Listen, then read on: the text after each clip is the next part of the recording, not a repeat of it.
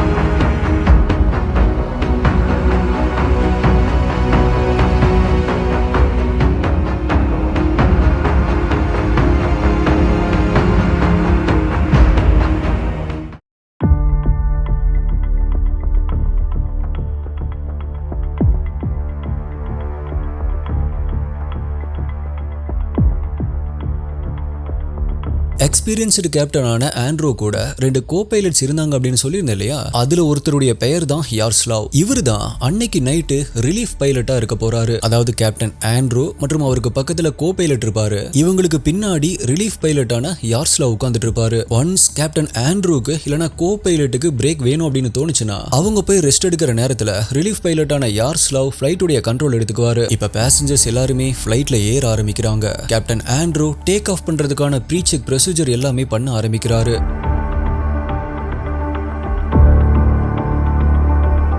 அப்படி captain Andrew அவருடைய procedure எல்லாமே பண்ணிட்டு இருக்கும்போது இப்ப யார்ஸ்லாவ் சடனா தன்னுடைய பெருமையை பத்தி பேச ஆரம்பிக்கிறாரு. தான் ரொம்பவே ஒரு கிரேட் டேட் அப்படின்னும் தன்னுடைய ஃபேமிலியை தான் எவ்வளவு நல்லா பாத்துக்கிறேன் அப்படின்னும் இப்ப வரைக்குமே தன்னுடைய ஒய்ஃப் மற்றும் குழந்தைகள் இன்டர்நேஷனல் ஃபிளைட்ல போனதில்ல. அதனால இந்த ஃபிளைட்ல நான் உங்களை கூட்டிட்டு வந்திருக்கேன். அது மட்டும் இல்ல, இன்னைக்கு நைட்டு என்னுடைய பையன் மற்றும் என்னுடைய பொண்ணுக்கு ஒரு பெரிய சர்ப்ரைஸ் வச்சிருக்கேன் அப்படின்னு அவருடைய பெருமைகளை பத்தி பேச ஆரம்பிக்கிறாரு. ஆக்சுவலா கேப்டனான ஆண்ட்ரூ மற்றும் கோ பைலட் இப்படி யார்ஸ்லாவ் சொன்னது எல்லாமே கேட்டுட்டு இருந்தாலும் அவர் சொன்னது எதுக்குமே அவங்க ரிப்ளை பண்ணல. கம்ப்ளீட்டா அவர் இக்னோர் பண்ணிட்டு ஃபிளைட் டேக் ஆஃப் ஆகுற வேலையை மட்டும் பார்க்க ஆரம்பிச்சாங்க. ஆனா யார்ஸ்லாவோ அவர் பேசுறத நிறுத்தல. தொடர்ந்து தன்னை பத்தின பெருமைகளை சொல்லிட்டே இருக்காரு.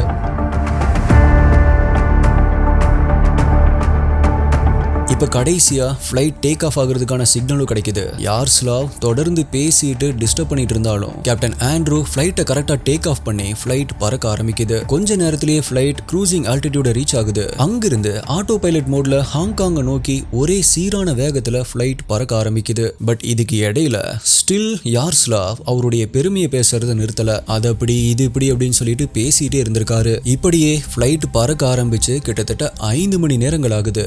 பட் ஸ்டில் யார்ஸ்லாவ் அவருடைய பெருமையை பேசுறது நிறுத்தல. தன்னுடைய பையன் ஒரு ரெஸ்ட்லர் அப்படின்னும் அவன் எவ்வளவு ஸ்ட்ராங் அப்படின்னு பேசிட்டு இருக்காரு. சோ ரொம்ப நேரமா பொறுத்து போன கேப்டன் ஆண்ட்ரூ யார்ஸ்லாவ் அப்படி பேசிட்டு இருக்கப்பவே இங்க பாருங்க, கொஞ்சம் ஸ்டாப் பண்ணுங்க, எனக்கு டயர்டா இருக்கு, நான் போய் கொஞ்ச நேரம் ரெஸ்ட் எடுக்கிறேன், அது வரைக்கும் நீங்க ஃபிளைட்டை கண்ட்ரோல் எடுத்துக்கோங்க அப்படின்னு சொல்லிட்டு தூங்குறதுக்காக அவருடைய பெட்டுக்கு போறாரு.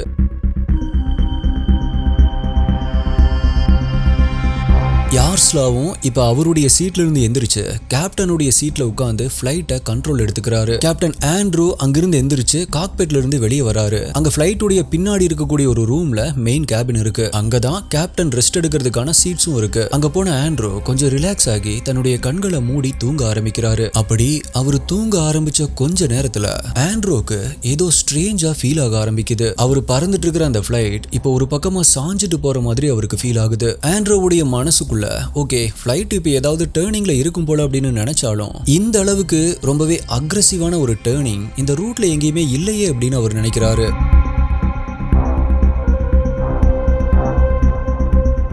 பட் இருந்தாலுமே ஆண்ட்ரூக்கு தெரியும் இது ஒரு brand new flight. So in case Yaroslav ஏதாவது ஒரு சின்ன மிஸ்டேக் பண்ணியிருந்தாலும் இந்த ஃபிளைட்டுடைய ஆட்டோ பைலட் சிஸ்டம் அதை கம்ப்ளீட்டா சரி செஞ்சு அதுவே கரெக்டா பறந்து டெஸ்டினேஷனுக்கு போயிடும் அப்படிங்கிறது. ஸோ அந்த ஃபிளைட் அப்படி லைட்டா சாஞ்ச மாதிரி போயிட்டு இருக்கும் போதே இதெல்லாமே மனசுல நினைச்சிட்டு ஆண்ட்ரூ இப்ப மறுபடியுமே கண்களை மூடி தூங்க ஆரம்பிக்கிறாரு.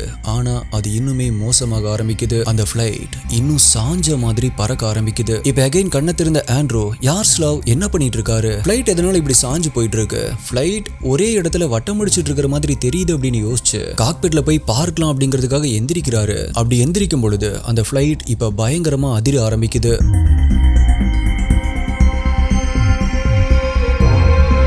இப்பதான் ஆண்ட்ரூக்கு கண்டிப்பா ஃபிளைட்ல ஏதோ பிரச்சனையாகி இருக்கு, இது நம்ம நினைச்ச மாதிரி மைனர் எரர் இல்ல அப்படிங்கிறது புரிய வருது. இப்ப அதே நேரத்துல ஃபிளைட்டுக்குள்ள இருந்த பேசஞ்சர்ஸ் எல்லாருமே பயந்து அலற ஆரம்பிக்கிறாங்க, கத்த ஆரம்பிக்கிறாங்க. இப்ப ஆண்ட்ரூ காக்பிட்ல என்னதான் நடக்குது அப்படின்னு அங்க போகும் பொழுது இப்படி பறக்க வேண்டிய ஃபிளைட் ஆல்ரெடி இப்படி சாஞ்சு பறந்துட்டு இருக்கு. இப்ப அதையும் தாண்டி இப்படி தலைகீழா திரும்பி பறக்க ஆரம்பிக்குது. ஆண்ட்ரூ மற்றும் பேசஞ்சர்ஸ் எல்லாருமே இப்ப தலைகீழா தொங்க ஆரம்பிக்கிறாங்க. அந்த ஃபிளைட்ல இருந்த ஒவ்வொரு பேசஞ்சர்ஸும் அவங்களுடைய உயிருக்காக கத்த ஆரம்பிக்கிறாங்க, கடவுள்கிட்ட வேண்ட ஆரம்பிக்கிறாங்க.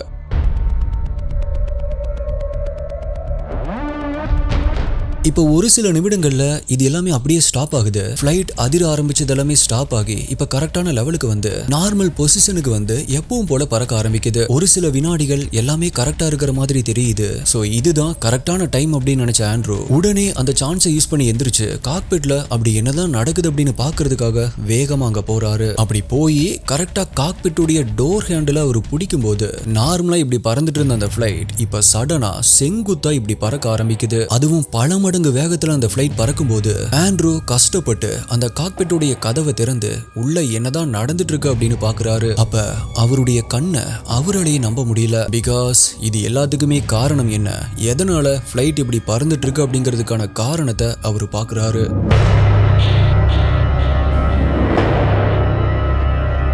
யார்ஸ்லாவ் இந்த ஃபிளைட்டை எடுக்கும் பொழுது கேப்டனான ஆண்ட்ரூ கிட்டையும் கோ பைலட் கிட்டையும் தன்னை பத்தி பெருமையா சொல்லிட்டு இருந்தாரு இல்லையா. அது மட்டும் இல்லாம தன்னுடைய ஃபேமிலி இந்த ஃபிளைட்ல தான் வராங்க, அவங்க ஃபர்ஸ்ட் டைம் ஒரு இன்டர்நேஷனல் ஃபிளைட்ல பறக்க போறாங்க அப்படின்னும் அது கூடவே தன்னுடைய பையனுக்கும் தன்னுடைய பொண்ணுக்கும் ஒரு பெரிய சர்ப்ரைஸ் வச்சிருக்கேன் அப்படின்னு சொல்லியிருப்பாரு இல்லையா. ஆக்சுவலா அந்த சர்ப்ரைஸ் என்ன அப்படின்னா இந்த உலகத்திலேயே இவரு தான் சிறந்த அப்பா அப்படின்னு காமிக்கிறதுக்காக தன்னுடைய பையன் மற்றும் தன்னுடைய பொண்ணுக்கு உண்மையாவே அந்த ஃபிளைட்டை ஓட்ட சொல்லி கொடுக்கறது தான் அந்த சர்ப்ரைஸ்.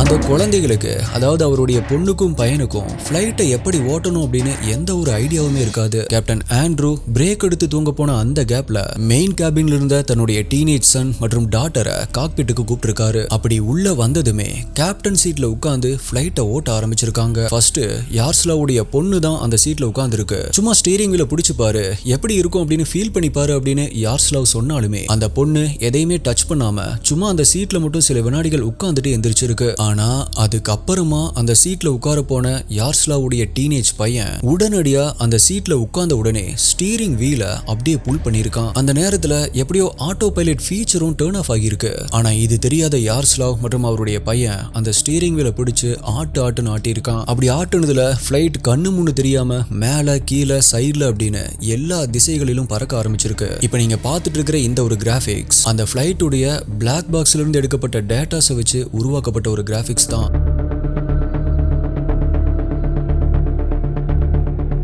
அதுக்கப்புறமா அந்த ஃபிளைட்டை கண்ட்ரோலுக்கு கொண்டு வர முடியல. சில வினாடிகள்ல கண்ட்ரோலை இழந்த அந்த ஃபிளைட் சைபீரியால இருக்க மலைப்பகுதியில போய் டைரக்டா மோதுது. அதுல அந்த ஃபிளைட்ல இருந்த 75 பேரும் அந்த இடத்திலேயே இறந்து போறாங்க. டியர் எஸ்டிஏ ஹெச்டி இன்வெஸ்டிகேட்டர்ஸ், இது யாராவது கிட்ட சும்மா சொன்னா கூட யாருமே நம்ப மாட்டாங்க. பட் நம்ம சேனல் பாக்குற உங்களுக்கு தெரியும், truth is always Stranger then fiction அப்படின்னு. இது உண்மையாவே நடந்திருக்கு. இதை பத்தி உங்களுடைய கருத்து என்ன அப்படிங்கறத மறக்காம கீழே கமெண்ட் பண்ணுங்க. உங்களுடைய பெஸ்டான கமெண்ட் அடுத்த வீடியோல வரும். வேற ஒரு வீடியோல மீட் பண்றேன். நன்றி. Bye.